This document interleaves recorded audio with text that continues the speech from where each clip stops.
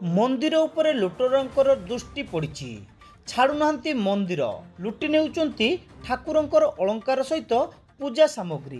गतकाली विलंबित राति रे बाहानगा ब्लॉक असीमिला ग्रामर शिव मंदिर एवं सोर थाना बलंग पंचायत सिमुलिया ग्राम रे मंदिर सीरीज चोरी होईची। सोर थाना अंचल रे 15 दिन तले 10टी मंदिर चोरी होइतिबा बेले टेर पाउनी सोर पुलिस। बारंबार पुलिस को चैलेंज दे चोर माने चोरी करि चलिछंती। सोर पुलिस चोरी होइतिबा मंदिर रे पहुंची तदंत आरंभ करिछि सत, हेले हाथ फांका।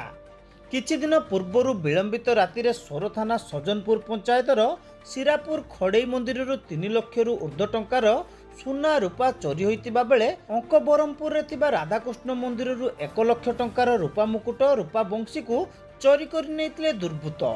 बारंबार लुटेरा माने मंदिर को टार्गेट करतुबा बेले चिंतार एवं साधारण लोके।